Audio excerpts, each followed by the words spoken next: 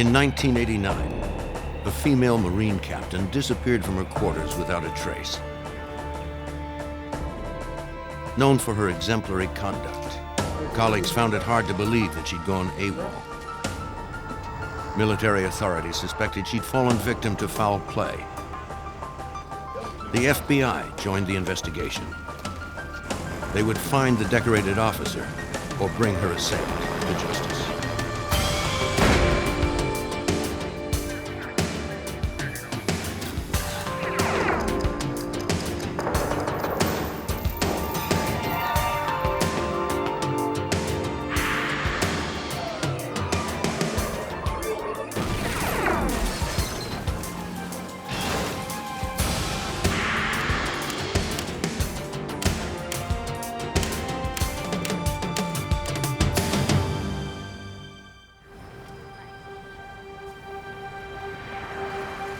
The Marine Corps base at Quantico, Virginia, is located 35 miles south of Washington, D.C. Since 1917, it has been headquarters to one of the nation's most selective branches of the military. Over 3,000 Marines train, work, and live on the 100-square-mile base. Nearly everything in civilian life is mirrored on base, from department stores to housing. Married officers have the option of living on base in married officers' quarters, which are known as MOQs.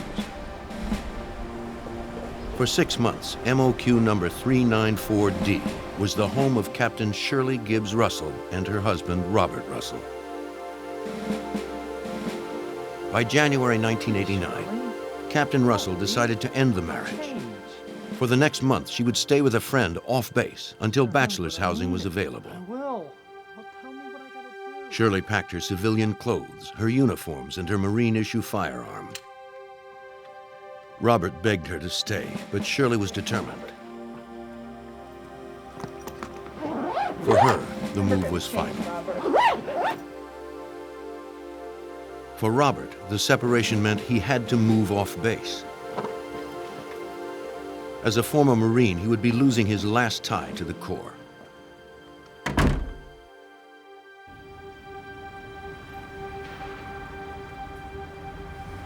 Captain Russell continued to advance in her career as the adjutant to the commanding officer of the support battalion at the Marine Basic School. She was in charge of all personnel matters and administrative needs of the support battalion. She was known as a dedicated Marine by her peers and by her commanding officer, Lieutenant Colonel James Hodges. When I first met Shirley Russell, I was very impressed with the fact that she was a black female captain, because we just don't have that many in the Marine Corps, and that she had come from a poor background and was making something of herself, and she seemed so energized and so eager to keep moving up the rank structure. Captain Russell? While assigned together, they built a friendship based on mutual respect. I can't talk to you right now. Now it's not a good time. Hodges knew that Shirley's marriage was in trouble. I'll have to talk to you later. My relationship with Shirley Russell was very special, even though that I was her commanding officer and her ultimate boss, if you will. I was very close to her as sort of a big brother mentor, and we talked sometimes after working hours about her situation, her marriage, her past, and so forth. Thank you, sir. On Thursday, March 2nd, about a month after her split with Robert, Shirley requested leave from work. She needed to clean her former quarters and finalize her legal separation. 4 days later, on Monday, March 6th, Hodges arrived at the office expecting to find Shirley at her desk. He was surprised to find her office empty.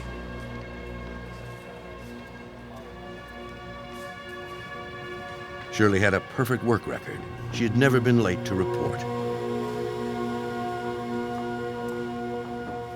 And when I walked in the door, I asked Major Buck Bourgeois right away, and I said, "Where's Shirley?" And he said, "Sir, she's not here." And instantly, I felt like, oh no, something has happened to her. Lieutenant Colonel Hodges investigated the unauthorized absence. Captain Russell had recently moved into bachelor officers' quarters on base. Hodges hoped he would find her at home. Captain Russell. Captain Russell. Open the door, Corporal, please, sir.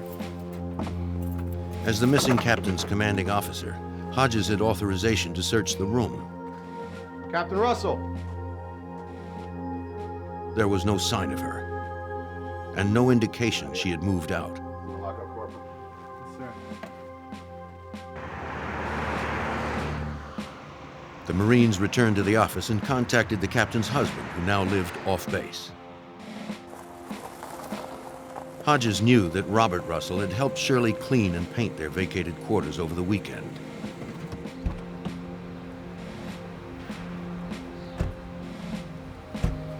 They arranged to meet at the couple's former MOQ.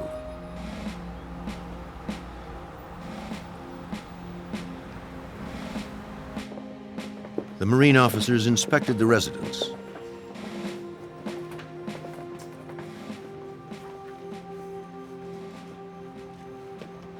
Russell told them that he and Shirley had met here around noon on Saturday to do some touch-up painting. According to Russell, Shirley volunteered to buy some paint from the base exchange at about 1:30. He claimed that she didn't take her car, but walked to the PX instead. Russell said he hadn't seen her since. She went to get more paint. Lieutenant Colonel Hodges didn't believe Robert Russell's story. It hit me as just totally a lie because the PX was probably 4 or 5 miles away. And there's no way in the world that she would have walked to the PX from their quarters.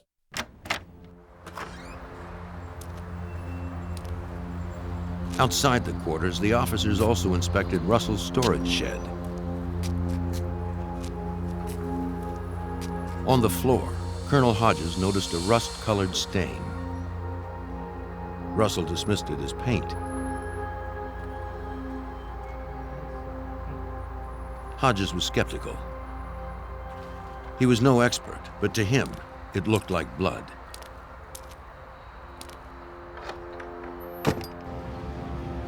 Lieutenant Colonel Hodges briefed the Naval Investigative Service.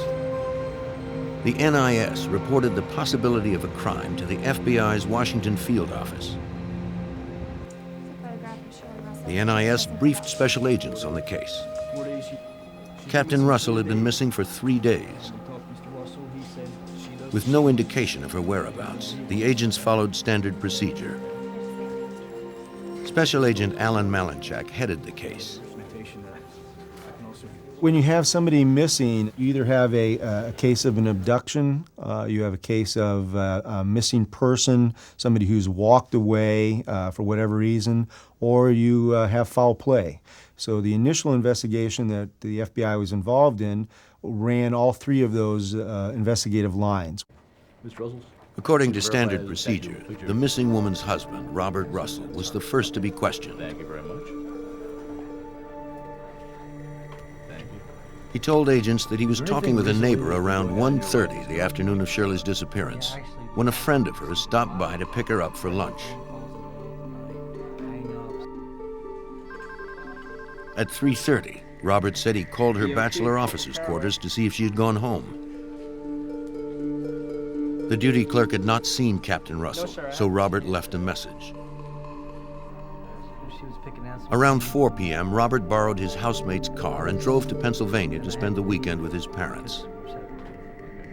Did you feel personally threatened by this, or did you wait for During the first interview that I had with Robert Russell, he was very calm, very businesslike, wanted to assist the FBI in the investigation, and provided me with multiple locations of where Shirley might be, who she may be associated with, what could have happened. Midnight phone calls.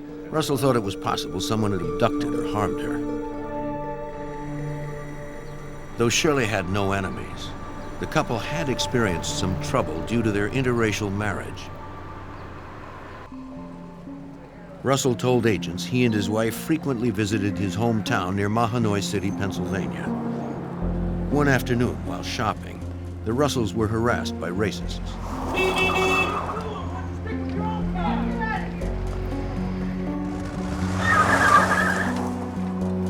According to her husband, Shirley had been frightened, but another incident scared her even more.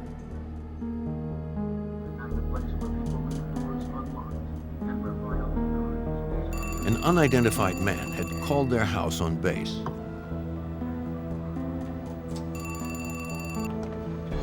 Hello? The caller used racial epithets and threatened to harm the couple. How'd you get my number? Whoever the caller was knew where the Russells lived.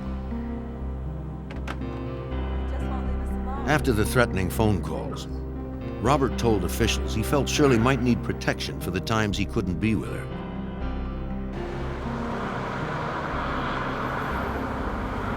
At a pawn shop near base, Robert picked out a .25 caliber Raven semi-automatic just 2 days before Shirley disappeared.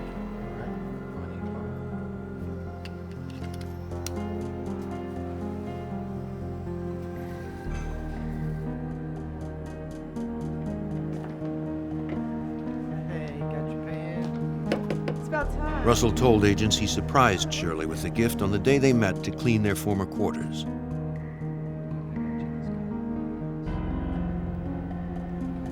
I want you to be safe. According to Russell, Shirley was appreciative of the pearl-handled weapon. Thank you. Agents were suspicious of the story. As a Marine captain, Shirley already had a personal sidearm. If she felt unsafe, why would she need another gun? With Shirley and the gun nowhere to be found, that question would be difficult to answer. Marine Captain Shirley Gibbs Russell had vanished from base housing on March 4th, 1989. Her husband was the last person to have seen her. Agents needed to corroborate his story. The FBI interviewed Marine Captain Patrice Gale. According to Robert Russell, on the day Shirley disappeared, Captain Gale had arrived at Shirley's former residence to pick her up for lunch at about 1:30. Gale confirmed this. Robert also told her that Shirley had gone for paint and hadn't returned. Captain Gale thought this was odd. Yeah, that's probably a good idea.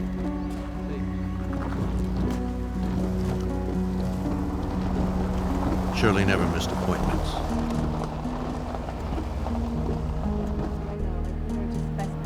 And this one had been especially important.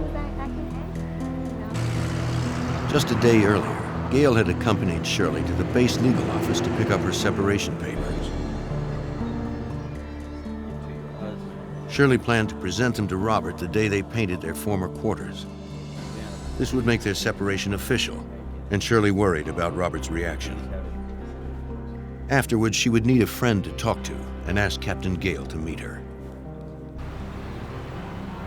When Shirley failed to show up, Captain Gale worried that Robert had done something to her friend.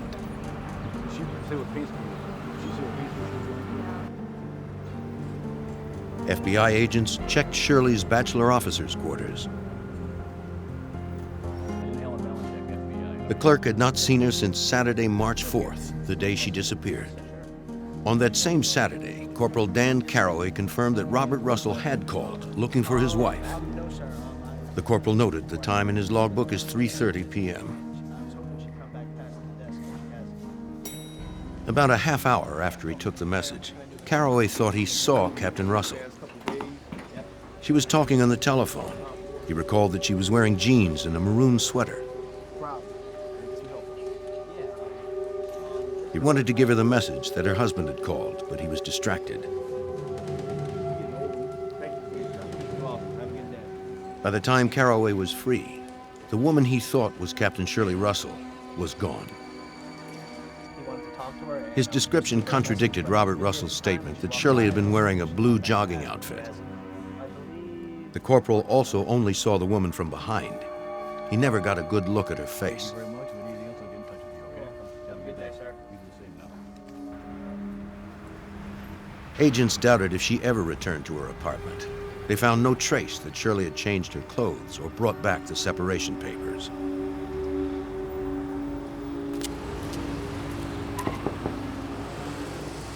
Investigators questioned Russell's old neighbors. One of them said she saw a blue station wagon backed up to the Russell shed on the day Shirley had disappeared. She noted the time was 5 p.m. This was an hour later than Russell claimed he left for Pennsylvania. Investigators wondered if Robert Russell was mistaken or lying. Agent Alan Malinchek called the FBI in Pennsylvania to pin down Russell's whereabouts the rest of that day. Special Agent Michael Quirk of the Allentown office became co-case agent. He contacted Robert's parents. Robert Russell had traveled to St. Clair, Pennsylvania on March 4th, 1989, and he stayed with his family the weekend of March 4th, March 5th. FBI interviews with Russell's family confirmed he had arrived alone. None of them had seen Shirley. The FBI launched a media campaign seeking the public's help. Captain Shirley Gibbs Russell's photo was featured in television and newspaper stories. Leads began to pour in. Midway between Quantico and Robert Russell's hometown, a clerk in York, Pennsylvania, called federal authorities. The clerk reported that a young black woman had been in the store on the afternoon of Saturday, March 4th, the day Captain Shirley Gibbs Russell disappeared from Quantico. According to the clerk, the woman bought several items and paid with a check. The clerk asked the woman for identification. She produced a military ID card. She resembled photos the clerk had seen in the newspaper. Do you mind if I look at your bank receipts? The agent asked to see the checks received on that day. If I've seen the receipts? Sure. Okay. He found that none of them were written by Shirley Gibbs Russell. Assistant U.S. Attorney Lawrence Leiser worked with the FBI on the case.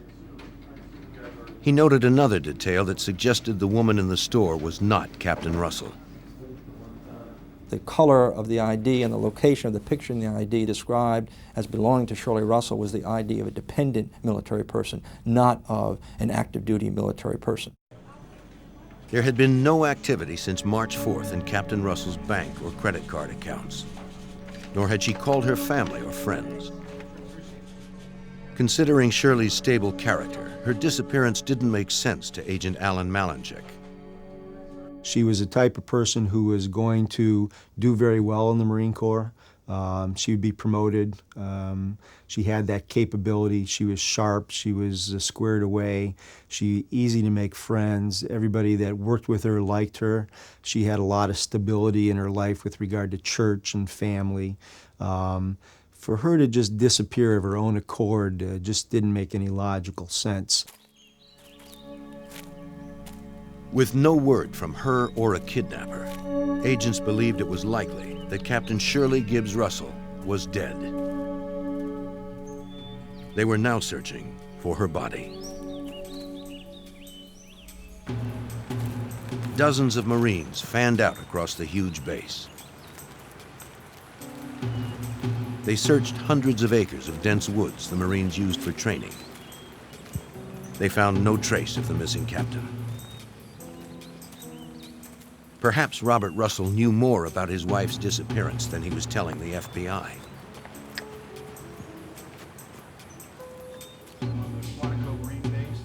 Agents asked him to submit to a polygraph examination. He agreed. That the last time you saw her, you were painting your quarters, and it was sometime prior to 3 p.m. on Saturday, March 4th? That's correct. As before, agents found him to be cool and cooperative. For almost 3 hours, Robert Russell answered dozens of questions relating to Shirley's whereabouts. Mr. Russell, could you advise me where He was subjected to 3 separate exams. was this red spot paint, Mr. Russell? Yes, it was. Each time, Robert Russell was found to be deceptive. When agents told him the results, Russell seemed unfazed, almost smug.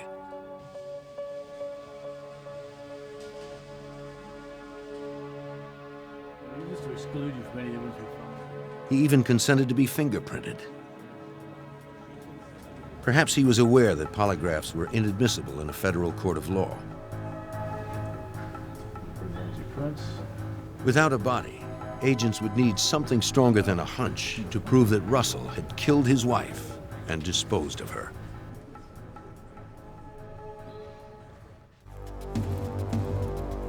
In the spring of 1989, the FBI continued to hunt for the body of Marine Captain Shirley Gibbs Russell. In their search for answers, agents delved deeper into the background of their prime suspect, her husband, Robert Russell. Special Agent Michael Quirk learned that Russell was already married before he met Shirley. He had 2 children with his first wife, Pam. The marriage only lasted 6 years. In 1986, Russell told his wife that he wanted a divorce. He left Pam and their children on Christmas Day. 6 months later, Robert married Shirley while they were both stationed at Parris Island, South Carolina. The FBI learned that Shirley was transferred to Quantico a short time later. They also learned that Robert told friends that the distance was hurting his marriage. He claimed he was leaving the Marine Corps to join Shirley in Quantico in order to stabilize their relationship. But agents discovered a different motive for the move. Agents believed it was unlikely Robert would voluntarily relinquish his rank as captain.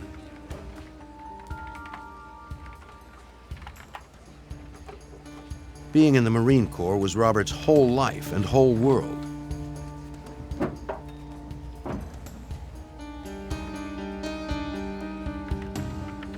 Military records showed that in February of 1988, while stationed at Gulfport, Mississippi, Robert's superiors found that his passion for the Corps did not seem to apply to its regulations.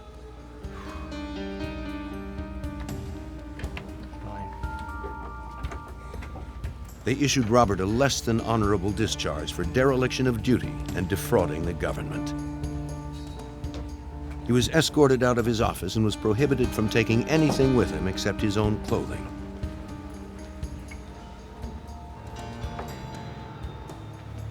Although Robert was no longer a Marine, he moved into officers' quarters at Quantico based on Shirley's rank of captain. While Shirley supported him, Robert tried to get his life back on track by becoming a teacher at a nearby high school. But his drinking started to become excessive. He was getting drunk more often and staying out later. Robert? Shirley was distraught. She joined Al-Anon, a support group for the loved ones of alcoholics. When Robert became physically abusive, Shirley finally left him. Don't touch me. Assistant U.S. Attorney Lawrence Leiser believed that Robert's problems left Shirley few alternatives. She realized the marriage was going nowhere, began to get counseling from a local counseling center that was made available to members of the Marine Corps. She also consulted with a Navy lawyer to begin the divorce process. To investigators, Russell's instability and abusive behavior reinforced their belief that he was capable of killing Shirley. His personality could not tolerate the fact that this black woman, his wife, was a Marine Corps captain who was successful, who was succeeding in her career, and to top it all off, wanted to divorce him. Agents learned that during her separation, Shirley had sought refuge off base with her close friend, fellow Marine Captain Ann Mack. Captain Mack told Agent Malinchek that Shirley was afraid of her husband. She intended to leave him, but needed a place to stay. She had asked Captain Ann Mack if she could stay with her at her townhome in the Springfield, Virginia area, and Captain Ann Mack agreed and laid out some ground rules about Bob Russell not being there, not coming into the house, nothing like that whatsoever. But it was not enough to keep Robert away from Shirley. Mack was worried about her. Mack told investigators that Robert was stalking Shirley. On several occasions, he showed up at the house early in the morning as Shirley was leaving. He harassed his wife until she agreed to spend some time with him.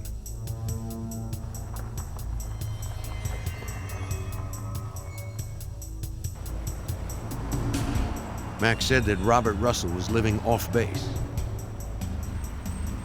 He had moved in with one of his new colleagues.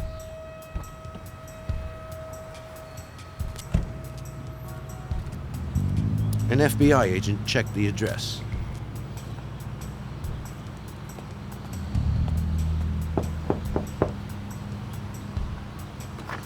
It was the home of Sandy Flint.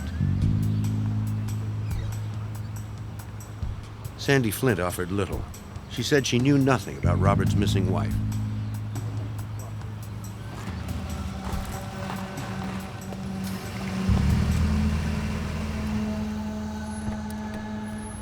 On the way out, the agent met Robert Flint, Sandy's father-in-law. He was a retired painter who had worked at the base at Quantico for 10 years. Mr. Flint told the agent about a conversation he had with Robert Russell 2 days after Shirley's disappearance. Robert Russell asked him how to clean up stains from concrete floors. And the father-in-law had told Bob Russell that you could just use chlorine or soap and water and that would pretty much clean it up or dilute it. And Bob had asked him, well, what if it's blood? And the father-in-law had said, well, you could use muriatic acid. Mr. Flint told the agent something else of interest. Sandy and her husband had recently separated. He suspected Sandy was now having an affair with Robert Russell. With each new person agents interviewed, they found more deception from Robert Russell. If Sandy was indeed involved with Russell, she might know if he had killed Shirley. Agents would inform her it would be unwise to obstruct a federal murder case.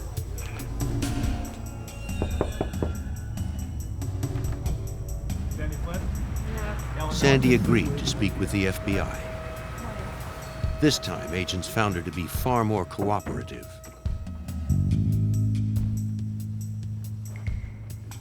She described her role in Robert Russell's obsession. She had admitted to having an intimate affair with Bob Russell while Bob Russell was still married.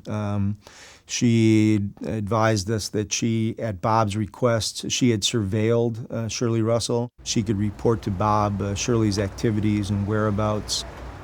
He enlisted her as his spy. Sandy told the FBI Russell was convinced that Shirley was having an affair. He wanted to know where Shirley went and who she met.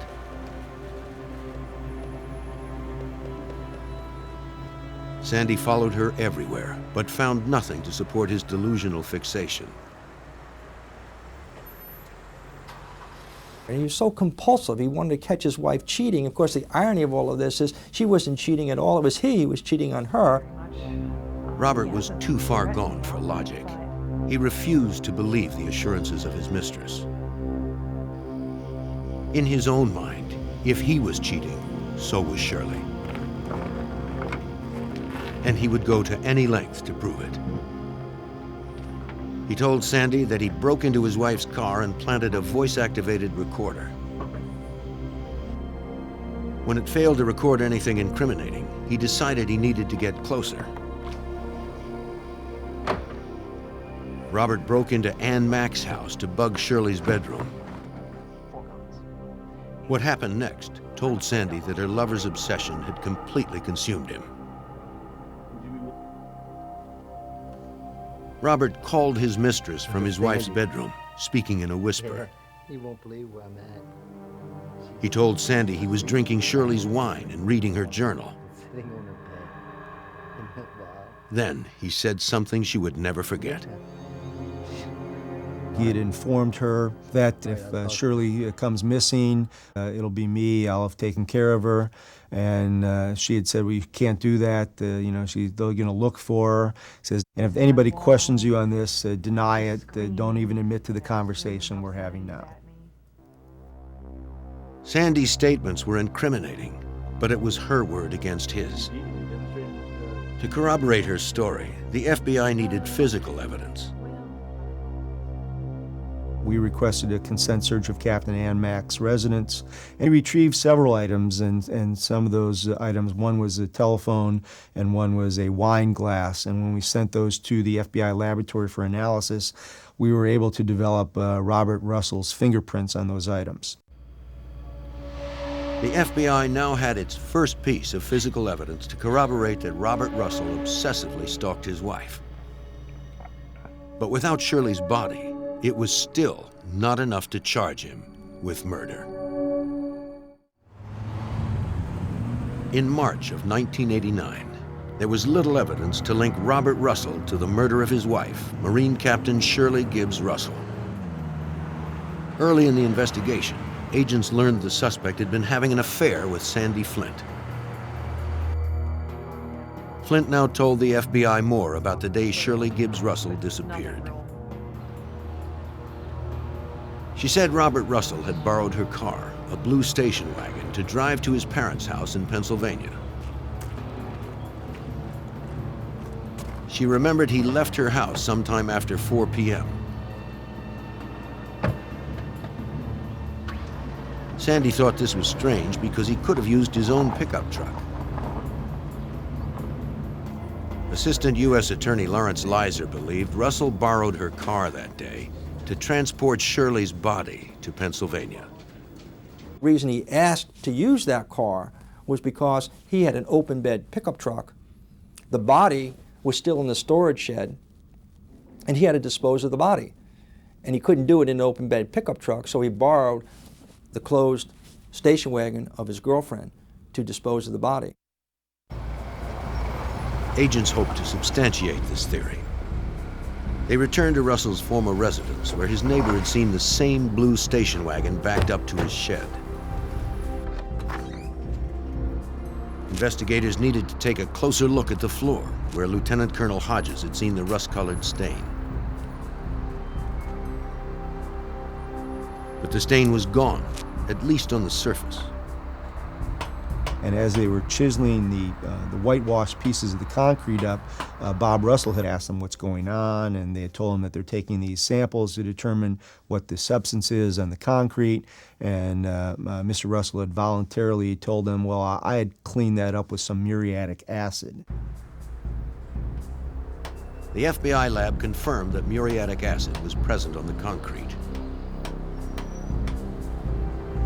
The same substance that Mr. Flint had suggested Russell use to remove blood from cement.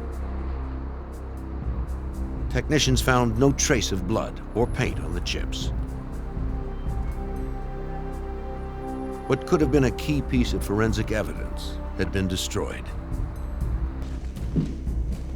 Agents hoped Sandy Flint's car would reveal more. FBI examiners scoured the station wagon inside and out.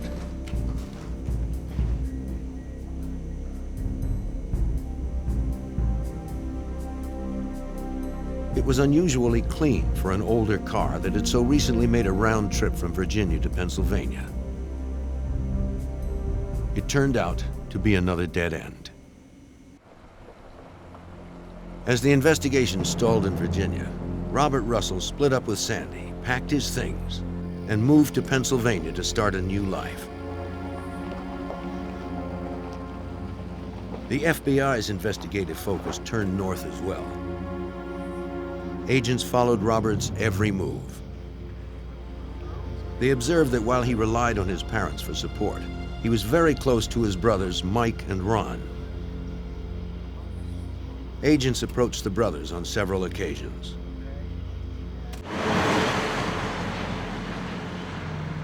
Mike Russell agreed to meet with agents. He told them that the day after Robert arrived in Pennsylvania following Shirley's disappearance, Robert took Sandy Flint's station wagon to a nearby car wash. Robert and his brother thoroughly cleaned the inside of the car, vacuuming it and spraying it with deodorizer. Agents believed Robert's actions demonstrated his intent to remove any evidence that Shirley's body had been in the car.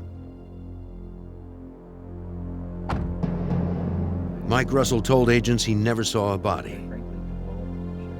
He did concede that his brother's behavior had seemed desperate since Shirley left him. 2 months before she disappeared, Mike and his older brother Ron drove to Virginia to take away Robert's guns.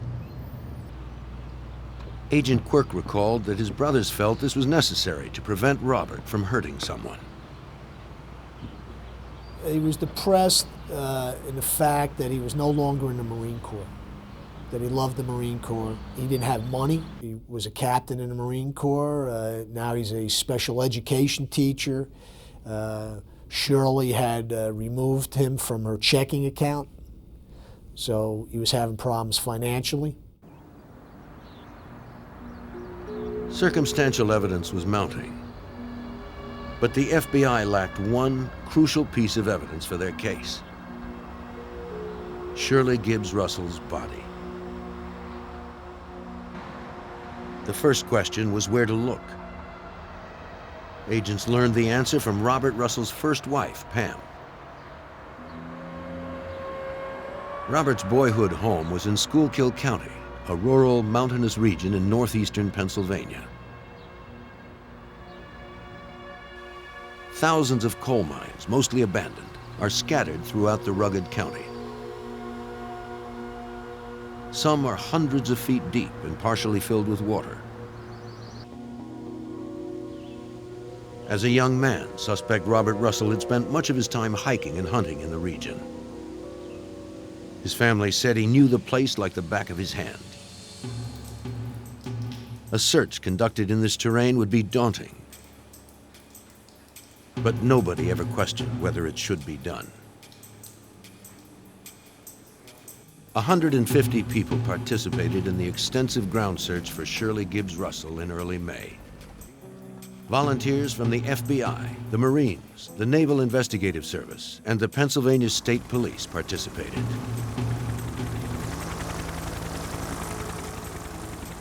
None of them were more eager to find the missing Marine than her own peers from the United States Marine Corps. 9 helicopters and 6 transport trucks filled with Marines were deployed. Over 3 days, they searched 2,000 acres of land. They never found Captain Russell's body. Agents would soon develop a theory as to why the search was not more fruitful. Agent Quirk learned about a strange phone call Ron Russell received from his brother Robert. Robert had asked Ron if he could get him some dynamite. And Robert had stated that he couldn't get dynamite at Quantico because it was too expensive. And Ron had asked Robert, why do you want dynamite? And Robert's response was, I want to blow up Shirley. Ron never bought it, but agents now wondered whether Robert Russell had thrown Shirley's body into a mine shaft, then sealed her grave with an explosion. The search did yield one surprising result. An agent found what appeared to be the grip of a gun handle. It was sent to the Firearms and Tool Marks Unit at the FBI's lab in Washington, D.C. for analysis. By comparing the samples to hundreds of other guns, examiners determined that it was consistent with the grip of a .25 caliber Raven semi-automatic. It was the same type of gun Robert Russell had purchased from a pawn shop on March 2nd, 2 days before his wife disappeared. Unfortunately, the tantalizing discovery would not help with the prosecution. Agents never found Robert's fingerprints on the gun part. To prosecutors, it looked as if the ex-Marine had covered his tracks well. Without a murder weapon or a body, it would be next to impossible to convict Robert Russell of murder. Very clear. After an investigation spanning 2 months, 2 states, and thousands of man-hours, the FBI was no closer to arresting their prime suspect, Robert Russell, for the murder of his wife, Marine Captain Shirley Gibbs Russell. Though agents had gathered a significant amount of circumstantial evidence, Assistant U.S. Attorney Lawrence Leiser didn't have enough physical evidence to prosecute Russell for the crime. We didn't have a body, we didn't have eyewitnesses, we didn't have weapon, and it just took a tremendous amount of investigative skill and effort to put the pieces together, to go out and search out the leads, tremendous amount of hours and energy that these FBI agents took to gather the evidence. Authorities didn't even have enough evidence to make an arrest. Agents were frustrated, as were the hundreds of Marines whose lives had been touched by Captain Shirley Russell. It was like the loss of a child or a dear friend, and there was nothing you could do about it. And what frustrated me so much was she was so close to being extricated from her bad marriage. And for her to be killed, it still bothers me to this day. I mean, it's just one of those things that you just never really totally get over. It looked as if Robert Russell was going to get away with murder. But Russell's past indiscretions would come back to haunt him. We had been contacted by the Naval Investigative Service at Gulfport, Mississippi, that there was some evidence in a locker there that they had maintained from when Bob was discharged from the Marine Corps. And so they sent it to us, and it turned out to be a floppy disk. It had been confiscated when Russell was relieved of duty in Mississippi, a year before Shirley Russell disappeared.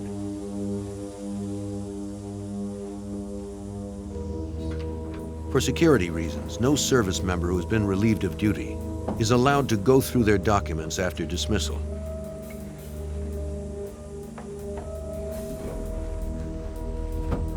One of Russell's former superiors found the disk and read its menu of contents. One of those items that he saw on the menu was the word murder. And he pushed the mouse for that, on that word murder, and up came 26 steps, very detailed and elaborate steps on how Robert Peter Russell was planning the murder of Captain Shirley Gibbs. Russell's plan clearly documented his intentions.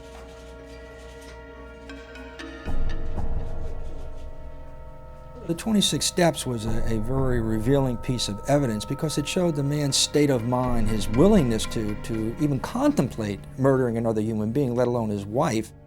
Step 1 is leave Thursday, January 18th for Paris Island. Well, who was at Paris Island? Shirley Russell. Make it look as if she left. Well, that's exactly what he tried to do when he did murder his wife. And then the last thing he says is blame it on her own kind, obviously referring to her race. This is a man who clearly had the mental wherewithal and intent and motivation to do this kind of act. On February 8th, 1991, the computer file convinced federal prosecutors to bring charges against Robert Peter Russell for the murder of his wife, Captain Shirley Gibbs Russell. Ironically, Russell was arrested in a prison. Need you to step with us? He had recently taken a job as a substance abuse counselor at Pennsylvania's Graterford State Correctional Institution. short. Yeah, got exactly. But prosecution would not be easy.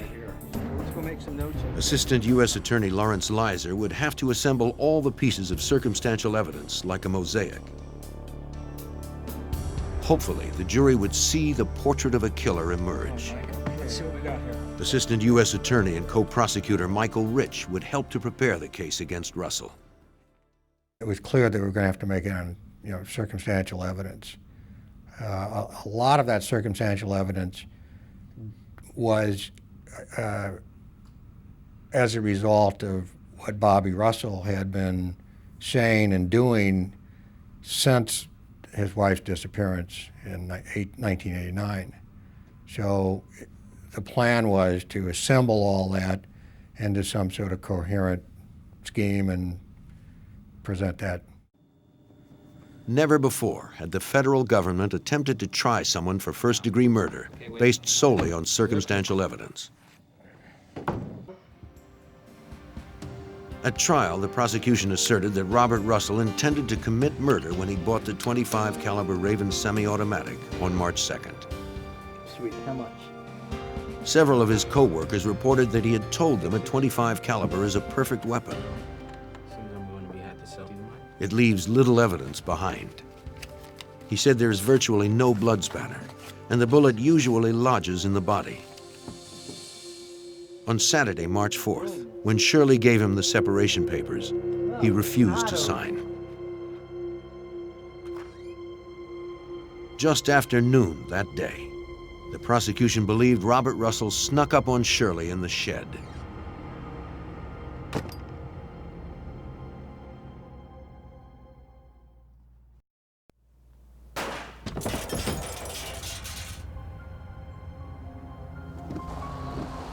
He had to wait for nightfall before he could remove the body. To establish an alibi, he talked with a neighbor and lied to Shirley's friend about his wife walking to the base exchange to buy paint. Okay, that's probably a good idea. Around 4 p.m., he went to Sandy Flint's house and borrowed her station wagon.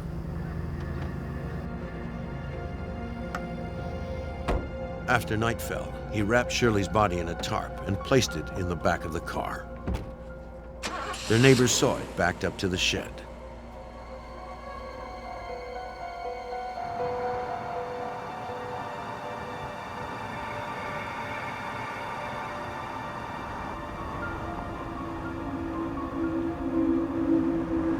He then drove 4 hours to St. Clair, Pennsylvania with the body in the back of the car.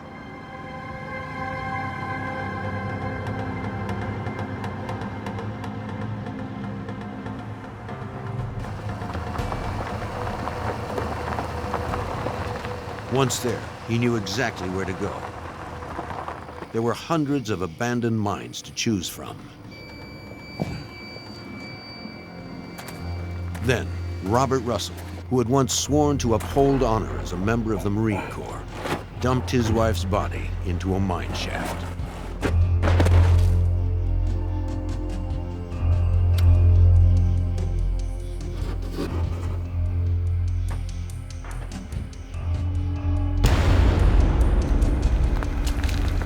He threw dynamite in to bury the evidence under thousands of pounds of rock. The jurors were convinced. On May 3rd, 1991, Robert Peter Russell was convicted of murdering his wife, Shirley Gibbs Russell.